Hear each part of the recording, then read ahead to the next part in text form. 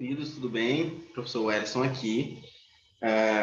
Hoje nós vamos continuar, a falar a respeito do tema de estática e equilíbrio dos corpos. A gente começou isso na aula passada e a gente vai meio que fazer uma revisão, porque como foi o primeiro contato que vocês tiveram desse conteúdo em si, nós vamos hoje focar a nossa aula em definir quais são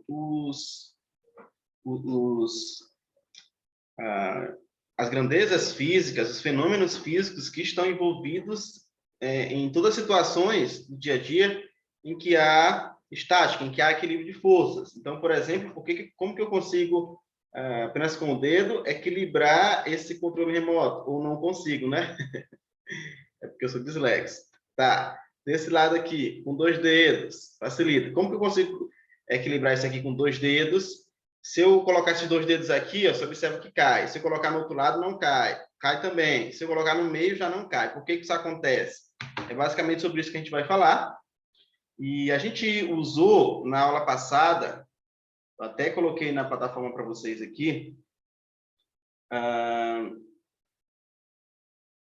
aqui, ó, a gente usou justamente o site que eu sugeri para vocês, do Guia do Estudante, para a gente introduzir esse conteúdo. Então, a gente vai usar esse capítulo do site, do Guia do Estudante, para a gente introduzir essa ideia de de estática, de equilíbrio dos corpos, e aí depois a gente vai nos nossos slides para a gente conseguir estudar parte por parte, certo? Eu vou diminuir meu vídeo aqui. A gente vai... a gente já viu isso aqui na aula passada, que a estática é o campo da mecânica que estuda os corpos que não se movem, ou seja, que são estáticos. Quando eu falo em estaticidade, uma coisa que está estática é uma coisa que está parada, uma coisa que não se move, que não produz movimento.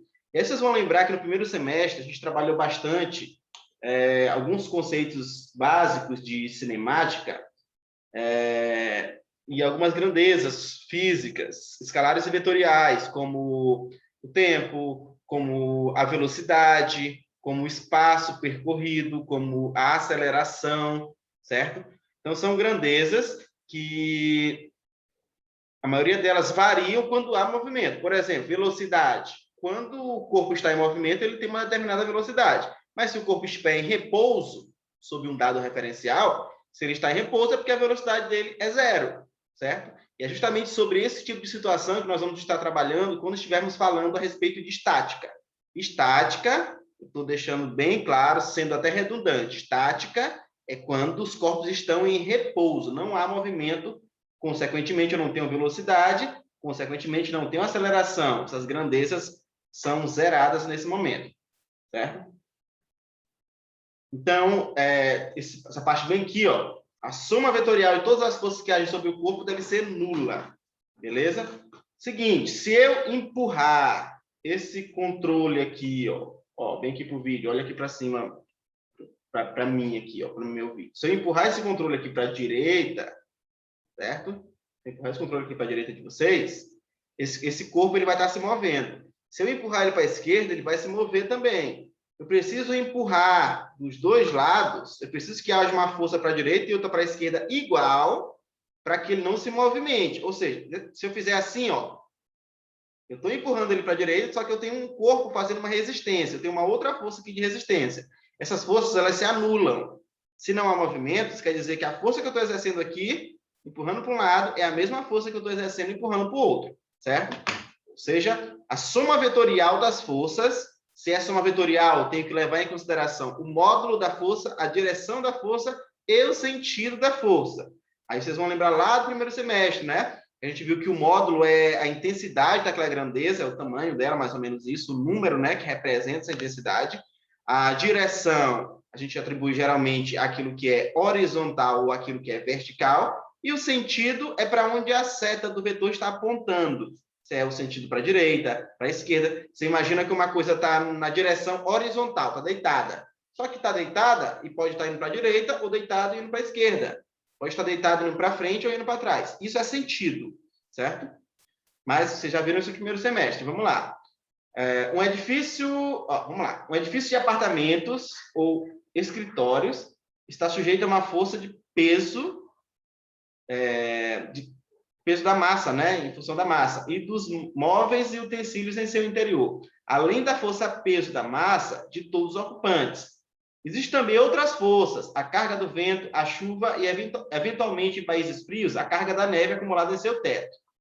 Ou seja, vocês têm um prédio, ele está ali parado, mas tem tanta força sendo exercida sobre o prédio que, na hora de construir esse prédio, o engenheiro, o arquiteto, todos aqueles profissionais que vão estar envolvidos, têm que pensar que naquela região pode ter neve, aquela região tem chuva, eu tenho vento forte, eu quero saber como é que está a estrutura do solo para saber se ele vai aguentar todo aquele peso do material que é feito o prédio, fora os móveis, fora o peso produzido pela massa dos corpos das pessoas, certo? Tudo isso tem que ser levado em consideração para quê? Para que a soma vetorial de todas as forças seja nula. Ou seja, se eu tiver mais força para um lado do que para o outro, o prédio vai se mexer. E não é para o prédio se mexer, certo? Ele tem que ficar paradinho lá, senão é perigoso. Então, a soma vetorial de todas as forças deverá ser nula para manter o prédio em pé, parado, sustentado. Precisa ser nula. E aí, os engenheiros e todos os profissionais que estão envolvidos na construção de um prédio vão ter que levar em consideração toda e qualquer força que possa ser exercida sobre esse prédio para que ele se mantenha de pé, se mantenha em equilíbrio estático, beleza? Aí é o seguinte, esse equilíbrio estático, ele pode ser de um ponto material, pode ser de um corpo extenso, certo? E aí a gente já viu isso também no primeiro semestre, usamos esses termos, o que é um ponto material, o que é um corpo extenso. Primeiro, o equilíbrio de um ponto material, ele define-se como ponto material, a gente pode definir como ponto material todo corpo cujas dimensões para o estudo em questão não são importantes, não interferem no resultado final. Por exemplo, o estudo da trajetória de um atleta de saltos ornamentais na piscina a partir de uma plataforma de 10 metros. Se o estudo está focalizado na trajetória do atleta da plataforma até a piscina e não nos movimentos em torno de si mesmo, pode-se adotar o centro de massa do atleta, ignorar o seu tamanho e desenvolver o seu estudo, certo? Na estática, nós consideramos ponto material, o ponto material como um corpo suficientemente pequeno para poder admitir que todas as forças que agem sobre esse corpo se cruzem no mesmo. Para que esse ponto material esteja em equilíbrio, a somatória vetorial das forças que nele atuam tem de ser necessariamente nula. Vamos tentar explicar isso aqui. Ponto material. Imagina que você tem uma caixa de fósforo, uma lâmpada dessa que a gente usa em casa mesmo, e sei lá, uma quadra de futsal. Vamos imaginar. Imagina que está tudo escuro à noite. Você pega uma lâmpada de pisca-pisca. Vamos lá, aquela lâmpada que a gente usa no Natal. Você pega aquela lâmpada de pisca-pisca, coloca no meio da quadra para iluminar uma quadra inteira sozinha à noite, não vamos conseguir. Por quê? Porque aquela lâmpada é muito pequena em relação à quadra. A quadra é muito maior do que essa lâmpada. Certo? O tamanho da lâmpada é desprezível em relação, olha o referencial, em relação à quadra. Agora, se você pegar essa mesma lâmpada de pisca-pisca, colocar ela dentro de uma caixa de fósforo para você iluminar, aí vale a pena. Aí você vai conseguir iluminar. Por quê? Porque essa lâmpada, ela deixa de ser pequena, começa a ser grande. Para a caixa de fósforo, essa lâmpada é grande, ela é quase o tamanho da caixa.